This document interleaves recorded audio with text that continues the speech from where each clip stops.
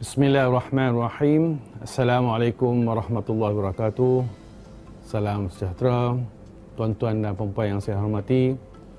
Hari ini hari 23 April bersamaan dengan 11 hari bulan Ramadan yang kita raikan pada hari ini merupakan hari membaca sedunia, hari buku sedunia dan hari hak cipta sedunia yang diraikan di seluruh pelosok dunia.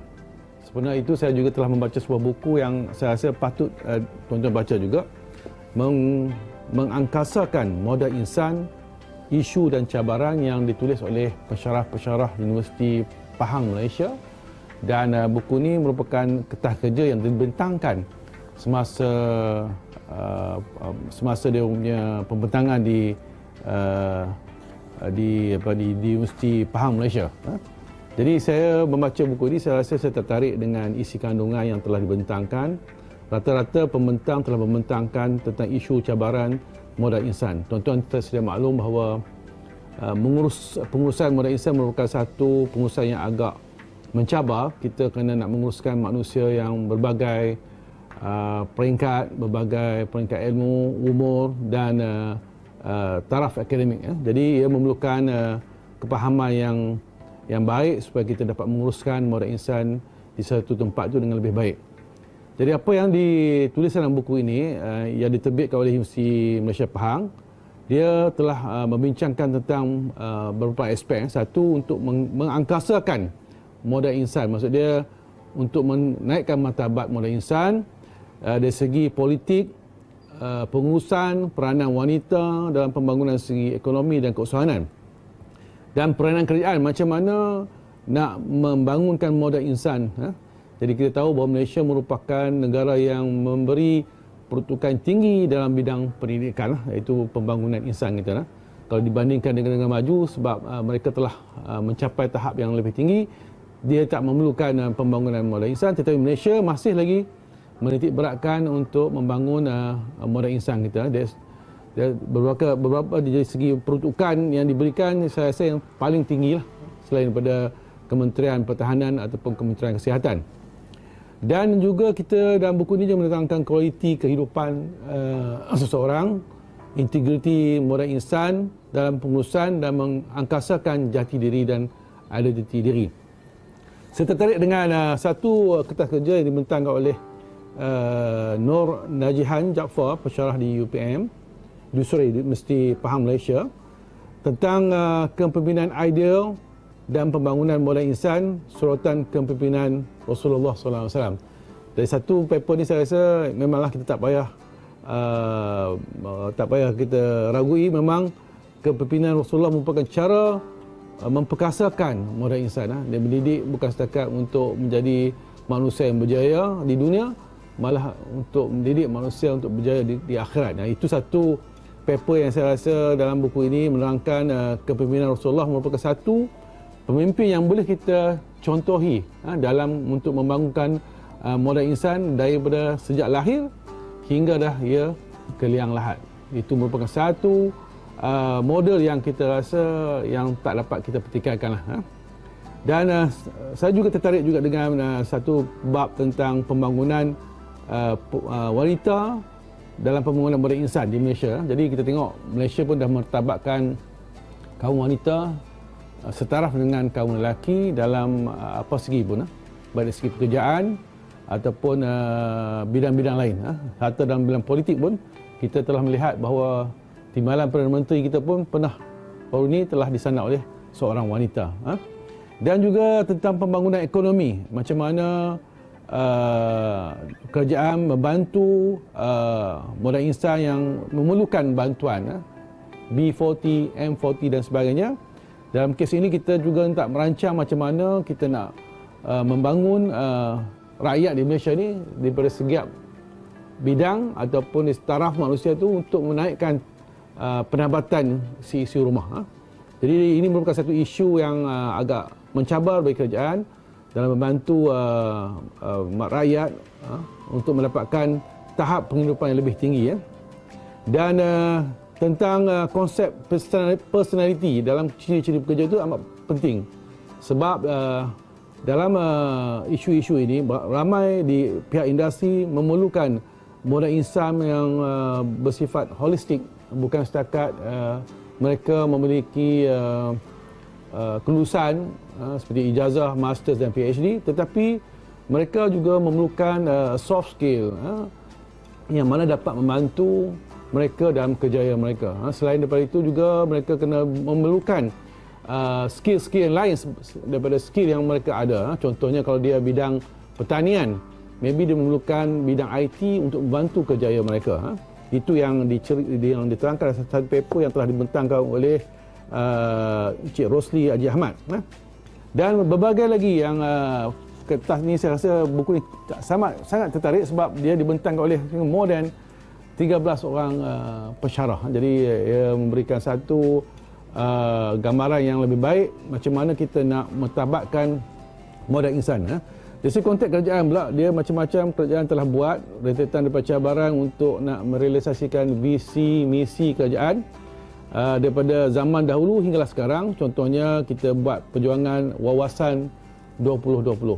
Ini secara langsung untuk memperkasakan, mengangkasakan modal insan di Malaysia supaya kita, insya-Allah, kita dah melebihi 2020 dan insya-Allah kita akan dapat satu kejayaan kelak. Islam Hadari yang dipelopori oleh Tun Abdullah Badawi, dan terkini satu Malaysia, rakyat didahulukan, pencapaian diutamakan. Ini merupakan konsep kerajaan yang mana nak membantu menjayakan modal insan di Malaysia. Dan juga beberapa lagi yang yang kita buat untuk memperkasakan modal insan dari segi ilmu pengetahuan, maklumat sains, teknologi, pelbagai kemahiran. Kalau di Politeknik ini tuan-tuan lihat government telah menitik beratkan bidang kesuhanan, di mana setiap pelajar, tak kira program yang dia orang belajar, mereka harus ada satu modul tentang keusahanan. Dan saya pun di kampus ini menyarankan setiap jabatan mengadakan aktiviti praktikal keusahanan di setiap jabatan, yang seperti yang tuan-tuan lihat program Pasar Ramadan yang kita jalankan di kampus ini. Jadi ini merupakan cara kita nak mengangkasakan modal insan. Di Malaysia, saya katakan tadi, kita bersyukur sebab rakyat jelata diberikan pendidikan sampai minimalnya sehingga sekolah menengah. At least mereka mempunyai pengetahuan asas before dia orang nak pergi menjejak diri dalam alam pekerjaan.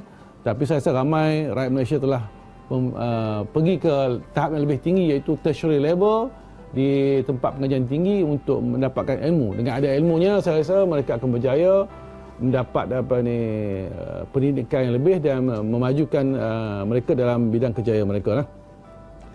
Jadi berapa lagi yang dalam buku ini terangkan tentang modal insan dihasilkan diharap mampu menjana tradisi keilmuan, berfikir secara kreatif dan inovatif. Jadi kita pun sebagai pensyarah dekat Politeknik Engku Umar dan semua Politeknik Malaysia, kita disarankan berfikiran inovatif. Begitu juga dengan ciri-ciri kecemerlangan yang kita dalam skim DH kita menitik beratkan bahawa setiap pensyarah mesti ada melakukan satu inovasi yang untuk melayakkan mereka mendapat kenaikan grade dan sebagainya. Ini satu contoh usaha kerajaan untuk memberikan rakyat Malaysia kita berfikir dalam untuk berfikir dan juga membuat satu inovasi yang baik untuk memajukan negara. Jadi kalau kita lihat negara Jepun, negara Korea, mereka telah memulakan dari segi inovasi penyelidikan dia peringkat rendah sekali. Hingga ke sekolah tadika pun dah ada berbuat untuk inovasi di peringkat bawah hinggalah ke tahap pengajian yang lebih tinggi ke peringkat universiti. Jadi saya menyarankan juga semua kaki tangan di Politeknik Umar membacalah, bukan setakat hari ini iaitu hari buku sedunia, malah kita dikenakan bacalah. Sekarang ni baca tak semestinya kita baca dalam bentuk buku, tetapi dalam e-book, dalam bentuk media massa yang sekarang ni, media elektronik, sebab kemudahan yang canggih dan telefon kita ada, semua ada. Al-Quran, ensiklopedia dan bermacam-macam lagi. Kita boleh search segala maklumat di hujung jari anda. Jadi ini satu kemudahan saya rasa yang agak mencabar zaman sekarang. Pelajar-pelajar pun dapat akses any maklumat, pengetahuan dengan hanya di hujung jari mereka, daripada orang dapat segala maklumat yang penting. Jadi sesuai dengan kehidupan kita di zaman ni yang canggih ni, dan juga cabaran-cabaran kita dalam kita untuk nak mengangkasakan modal insan, terutamanya generasi X, Y and Z ni, mereka merupakan generasi yang agak berbeza daripada generasi-generasi yang lama. Mereka dilahirkan dalam keadaan dunia yang serba canggih dengan kemudahan-kemudahan teknologi yang lebih. Jadi kehidupan mereka agak terdidik dengan suasana yang begitu. Jadi kita harus melihat dari segi macam mana kita nak mengangkasakan generasi-generasi yang muda ni. Sebab mereka tak dilatih dengan kesusahan, cara kita belajar dahulu. Mereka telah didedahkan cara-cara teknologi yang tinggi, internet dan sebagainya. Tak perlu pergi ke library, tak perlu nak pergi beli buku dan sebagainya. Jadi saya mengharapkan dengan membaca ni, saya rasa setiap orang akan dapat mempertingkatkan ilmu kita. Kalau kita dengar Al-Quran pun, the first surah tu surah Al-Iqra'. Iqra', bacalah. Itu yang disarankan oleh Allah kepada Nabi supaya membaca, walaupun Nabi tak tahu baca ketika itu. Jadi itu surah pertama, maksud dia Tuhan dah bagi tahu bahawa manusia yang ada di dunia ini, kita harus membaca untuk mendapat ilmu lah. Membaca berbagai cara, baik dari segi kulit kertas ataupun di buku, email dan sebagainya, kita boleh membaca. Saya harap semua tuan-tuan dan puan mendapat iktibar daripada Hari Buku dan Hak Cipta Sedunia yang kita sambutkan pada 23 hari bulan April ini, dengan memberi satu motivasi lah untuk kita baca at least satu buku satu bulan. Sekian, wabillahi taufik wa hidayah. Wassalamualaikum warahmatullahi wabarakatuh.